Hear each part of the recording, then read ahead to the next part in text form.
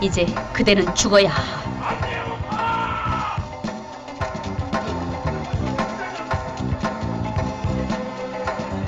작전 이상.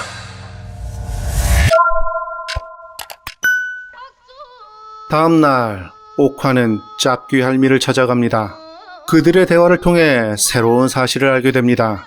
죽은 청지기 김서방이 조선 팔도 최고의 무당이라는 모화를 찾아갔을 때 모화 대신 옥화를 데려온 것이라고 말씀드렸었는데, 그 모화가 바로 옥화의 엄마라는 사실을, 그리고 옥화는 엄마의 굿을 자주 봤었기에 무당의 일을 잘 알 뿐 실제로는 아직 무당이 아니라는 사실도,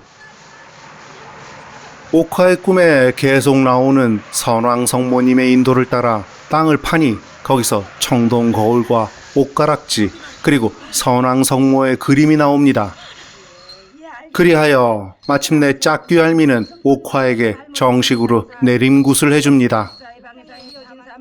그러고 보면 이 지역의 기존 무당이었던 짝귀 할미는 상당히 영험한 무당이었네요.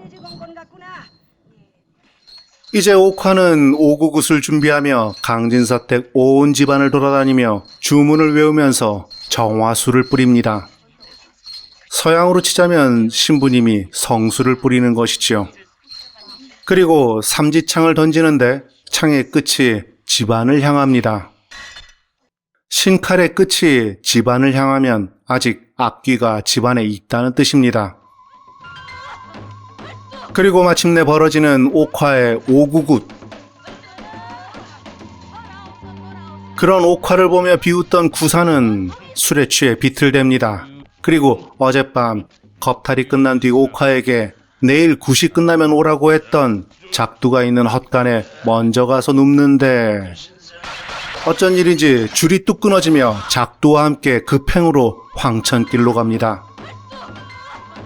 옥화의 오구굿은 계속됩니다.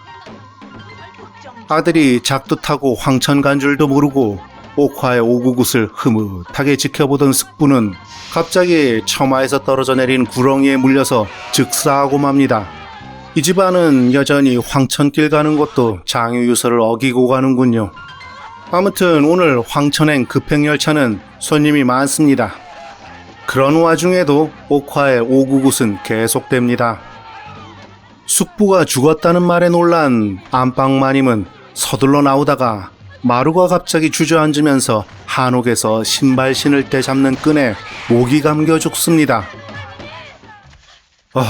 참, 이렇게 되면 옥화를 겁탈한 사람들과 삼도를 죽이는 데 참여한 사람들이 모두 황천철도 666에 타는 것인데, 그렇다면 거기에 한 명 더 타야 할 사람이 남았죠. 강진사. 아무튼 그럼에도 불구하고 옥화의 오구굿은 계속됩니다. 마침내 옥화가 언월도와 삼지창을 던지자 칼의 끝이 바깥을 향합니다. 이렇게 칼끝이 바깥을 향하면 신들이 굿을 잘 받고 악귀가 사라진 증거입니다. 이제 원기는 이 댁에서 물러갔습니다. 이제 원귀가 모두 물러갔다는 옥화. 옥화가 말한 원귀는 죽은 이 집안 사람들이었을까요? 그럼 아무튼 급히 일어나는 옥화. 삼도리의 홀령이 강진사 댁을 떠났으나 저승으로 가질 못하고 피막에 머무르면서 강진사의 목숨을 노릴 수도 있는데, 강진사가 직접 가서 잘못을 빌고 축수를 하면은 홀령이 저승으로 가서 모든 일이 종결되겠지만, 양반이 차마 그럴 수는 없을 것 같아서 자신이 그 홀령을 달래러 간다고 말합니다. 돌려 말했을 뿐 죽고 싶지 않으면 강진사, 네가 직접 피막으로 오라고 유인하는 말이지요. 말을 마친 옥화는 피막으로 갑니다. 그리고 죽어가던 이 집안 장손 성민은 눈을 뜹니다. 아이고, 이게 꿈이냐 생시냐. 정말 귀신이 나갔구나. 정말 옥화 말대로 귀신이 나갔어. 이쯤 되니 옥화의 말대로 안 하면 강진사는 정말 죽을 것 같지요. 그래서 부인은 강진사를 떠밀듯이 피막으로 가라고 합니다. 그래야 당신 목숨도 보지할 게 아니오. 아유, 어서요. 피막에 온 옥화는 삼돌의 혼령을 위로하는 제를 드립니다. 그런데 제를 드리는 옥화에게 피막에서 억울하게 죽어간 수많은 혼령들이 자신의 한도 풀어달라고 하소연을 합니다. 살 생명이 끊어졌소. 알겠어. 나도 이 피막 때문에 죽지도 않은 목숨이 애매하겠군. 알았어. 모두가 이 피막 때문이요. 알았어. 나이 그대의 몸도 풀어드리겠어. 간통했다고 매맞아 죽은 여인, 겁탈을 당하고 자결했던 여인, 연병에 걸렸다고 산채로 피막에 버려졌던 남자, 수많은 사연을 가진 혼령들이 저마다의 사연으로 옥화를 부릅니다. 옥화는 하나하나 그 모두의 사연을 일일이 듣고 혼을 위로해 줍니다. 영화에는 삭제되었지만 시나리오에는 심지어 300년 전 임진왜란때 죽은 원혼까지 나타납니다. 그리고 그 원혼들은 모두 억울하게 죽어서 한이 맺힌 여인들의 원혼이라는 점이 영화와 시나리오가 다른 부분입니다. 아무튼 결국 옥화는 지난 역사의 모든 억울한 희생자들을 위한 진혼곡을 부르게 되는 것입니다. 알았어. 나이 그대의 몸도 풀어드리겠어. 그렇게 해서 한편 다시 기력을 차린 성민은 옥화의 구수로 자신이 살았다는 어머니의 말을 듣고는 동경대 졸업생이라는 엘리트답게 이렇게 말합니다. 살 때가 돼서 사는 겁니다. 아니 얘가 지금 세상이 어떤 세상인데 귀신이 있어요? 어머니, 세상이 개화됐습니다.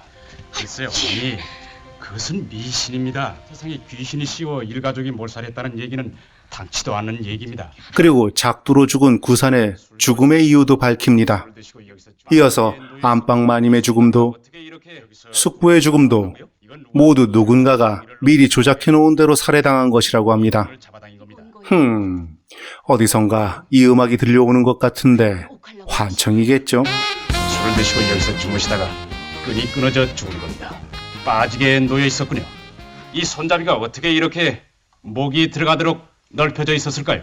여기다 구렁이를 넣고 나오게끔 유도해서 이 끈을 잡아당긴 겁니다. 그런데 아버님은 그리고 아버지 강진사가 피막에 갔다는 말에 성민은 아버지가 죽는다고 소리치면서 달려갑니다. 거길 가신 모양이다. 뭐요? 안 돼요. 아버지가 죽습니다. 사장님의 거기서 김씨에도 한편 죽기는 싫었는지 피막에 온 강진사에게 옥화의 카리스마 넘치는 한마디. 비시여.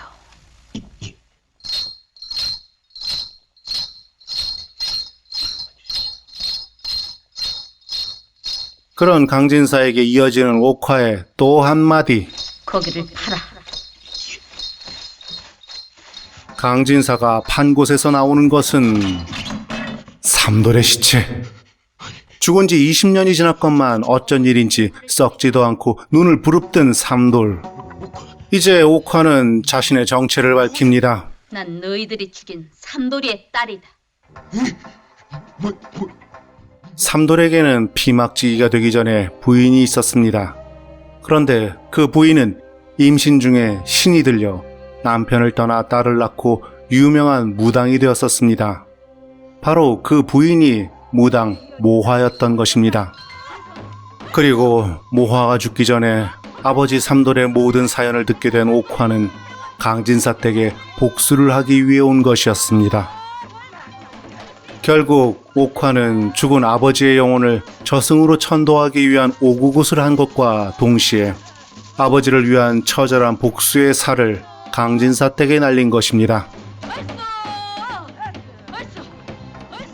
강진사는 옥화에게 손이 발휘되도록 빌지만 옥화는 차갑게 이렇게 말합니다. 진사. 이제 그대는 죽어야 하오. 도망가는 강진사를 향해 삼지창을 든 옥화. 그 자체로 인간을 벌하러 온 신의 대리인의 모습입니다. 기존의 사국에선 볼 수 없던 멋진 컷입니다. 하지만 옥화가 삼지창을 던지려는 순간 성민과 마을 사람들이 멀리서 달려옵니다. 그들을 본 옥화는 알 듯 모를 듯한 미소를 짓습니다. 그것은 자신을 겁탈하려는 숙부를 향해 날리던 그 미소와 대비됩니다. 전자는 부조리한 계급과 성과 폭력의 허위의식 삼위일체에 대한 조소였지만 후자는 모든 것의 끝을 이미 결심한 자에 다 이루었도다 라고 말하는 듯한 허심탄회한 미소의 다름 아닙니다. 옥화는 일부러 삼지창을 비껴 던지고 강진사는 살게 됩니다. 삼돌의 시신 앞에서 옥화는 흐느끼면서 말합니다.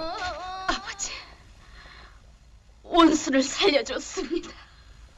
그렇습니다. 옥화라는 신의 대리인은 구시대의 패악한 자들을 처단하지만 새로운 시대를 열어야 할 성민은 살려둡니다. 아이고, 이게 꿈이냐 생시냐.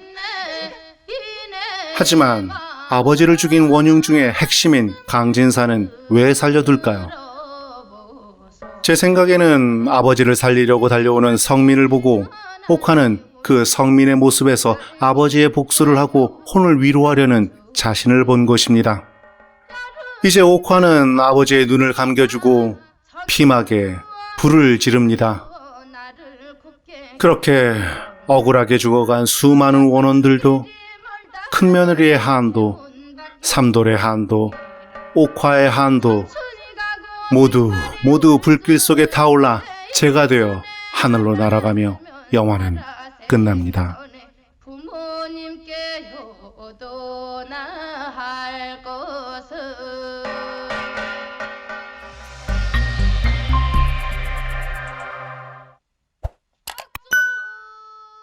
이 영화는 그 자체가 바리대기 599시입니다. 바리대기 서울아는 버려졌던 딸이 죽을 병에 걸린 아버지를 위해 저승까지 가서 신묘한 약을 구해와 아버지를 살리고 죽은 사람의 저승길과 영혼의 천도를 관장하는 저승세계의 여신이 된다는 이야기라고 초반에 설명을 했었죠. 그리고 599시란 죽은 사람이 생전에 이루지 못한 소원이나 원한을 풀어주고 죄업을 씻어 극락천도를 기원하는 곳을 말한다고도 설명했었습니다. 따라서 옥화라는 바리대기가 아버지의 한을 풀고 피막에서 죽은 억울한 원혼들을 위령해주고 그들과 함께 극락천도하는 이야기가 바로 이 영화 피막의 이야기인 것입니다. 이 영화에서 특이한 점 중에 하나는 촬영입니다. 예를 들어 동네 사람들이 떠들어대는 장면을 보자면 통상 이런 컷들은 평면적으로 잡기 쉬운데 이 영화에서는 비네팅이 생기는 것을 감수하면서도 굳이 광광렌즈를 써서 공간의 깊이감을 만들고 있습니다. 그리고 전경, 중경, 원경의 인물 배치와 그 활용이 재미있습니다. 원경은 공간감을 위한 배치이고 전경의 인물이 사건의 개요를 말하면 중경의 인물이 자신의 견해를 강하게 피력하면서 다음 장면으로 연결시키는 그런 구조입니다. 이렇게 해서 관객들의 주의를 계속 프레임 안으로 집중시키고 있는 것입니다. 독특한 촬영이고 독특한 연출입니다. 또한 편집 타이밍이 특이한데 당시 한국 영화보다 한 템포 빠르게 편집하고 과감한 생략과 교차 편집을 통한 속도감에 집중합니다. 이로 인해서 이 영화는 일반적인 토속 사극을 보는 느낌이 아니라 스릴러 액션 영화를 보는 듯한 박력이 넘칩니다. 이두훈 감독님의 영화에 두루 나타나는 제일 큰 특징은 박력과 기세라고 저는 생각합니다. 그리고 또 중요하게 생각해 볼 부분은 영화와 시나리오가 다른 부분입니다. 그 중에 제일 큰 부분은 시나리오에는 어릴 적에 옥화가 등장해서 아버지인 삼돌과 함께 애틋한 시간을 보내는 옛날 장면이 중반에 나옵니다. 그리고 아버지 삼돌이 처참하게 죽어가는 것을 옥화가 몰래 숨어서 목격하며 충격을 받고 그 트라우마가 복수로 이어진다는 그런 장면도 있습니다. 이것은 마치 타란티노 감독의 킬빌에서 오렌이 어릴 때 부모의 죽음을 숨어서 목도하고 나중에 커서 그 한을 푸는 복수를 실행하는 것처럼 옥화의 한을 관객이 좀 더 공감하게 할 수 있는 장면이었습니다. 왜 굳이 킬빌을 예로 드냐면 시나리오에서 삼돌이 죽는 장면은 이렇게 묘사되어 있기 때문입니다. 시나리오에 있는 지문을 그대로 읽어드리면서 배경으로는 오랜의 회상컷을 집어넣도록 해보겠습니다. 김서방이 낫으로 삼돌의 목줄기를 찍는다. 분수처럼 뿜어나는 피. 하인 하나가 쇠스랑으로 삼돌의 옆구리를 찍는다. 옆구리에 박힌 쇠스랑을 뽑아드는 삼돌. 눈, 귀, 입에서 핏덩이를 뿜어내는 삼돌. 그러면서도 피를 뿜는 눈길로 강진사 일행을 저주한다. 마침내 최후의 일격에 삼돌은 분수처럼 피를 뿜으며 핏덩이에 목이 메인 채 절규한다. 이런 끔찍한 모습을 피막의 토담 사이로 눈 하나 깜빡이지 않고 보고 있는 어린 옥화의 눈동자. 이렇게 킬빌의 회상 장면과 매우 유사한 장면이죠. 하지만 영화에서는 어린 옥화에 대한 부분들을 삭제했습니다. 아마도 영화의 중반에 옥화와 삼돌의 관계를 짐작할 수 있는 부분을 최대한 없애고 마지막에 가서야 모든 사건의 전말이 밝혀지는 것이 끝까지 긴장감과 의문을 이어갈 수 있다는 판단을 이두영 감독님은 하셨던 것 같습니다. 하지만 이로 인해서 잃은 것이 있으니 그것은 아버지 삼돌과 옥화의 감정선이 희미해지고 옥화의 복수에 좀 더 강력한 심정적 공감을 만들지 못한 채 그 모든 것이 옥화의 말로 설명되어진다는 점입니다. 그리고 영화와 시나리오가 다른 또 다른 부분은 영화에서는 비극의 원흉인 강진사를 살려주지만 시나리오에서는 강진사도 죽여서 한풀이 굿을 완벽하게 끝내버립니다.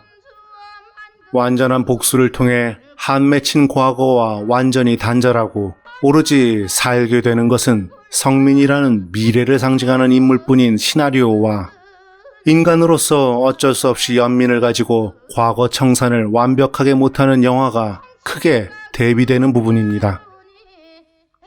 이 부분에서 이두용 감독님은 의식했든 그렇지 않았든 과거에 대한 연민을 삽입한 것입니다. 이것에 대한 평가는 관객들이 저마다 할 일이겠죠. 개인적으로는 이것이 정치라면 시나리오에 동의하고 예술작품이라면 영화에 동의합니다. 또한 영화에서는 표현하지 못했지만 마지막 장면에서 시나리오에서는 불길 사이로 옥화가 위로해줬던 원혼들이 밝게 웃으며 옥화와 춤을 추면서 하늘로 날아오른다고 쓰여 있습니다. 이 장면은 아무래도 1980년의 제작 환경을 생각하면 도저히 표현하기 힘든 장면이었다고 생각됩니다. 게다가 이 영화는 여러 가지 사정으로 안동 하회마을에서 단 한 달 내에 모두 촬영했던 영화입니다.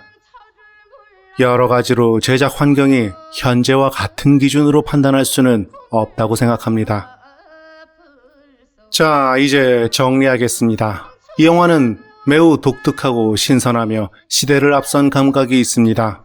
그런 점을 방증하듯 한국 영화 사상 최초로 1981년 베니스 국제영화제에서 감독 부문 특별상을 수상했고 1982년 런던 영화제에도 초청되었었던 영화 한류의 시작점이 된 영화이기도 하다고 초반에 말씀드렸죠.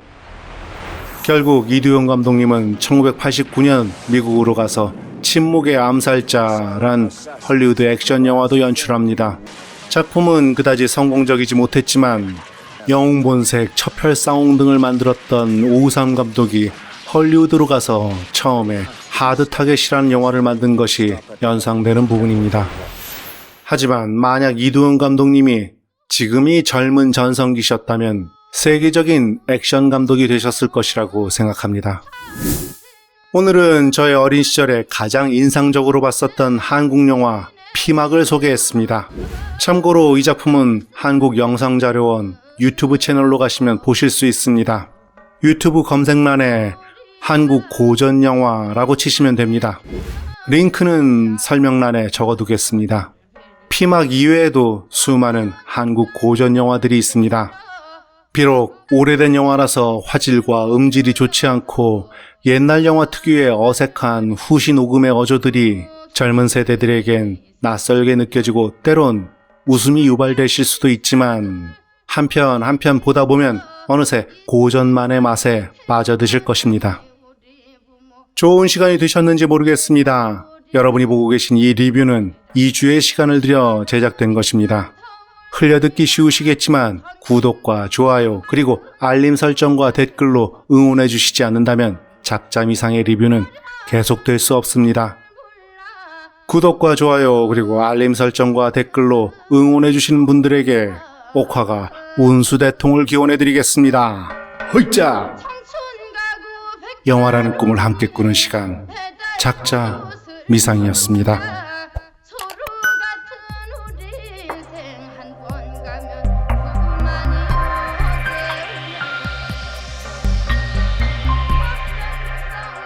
그만이 저승길이 멀다더니 대문 밖에 저승이라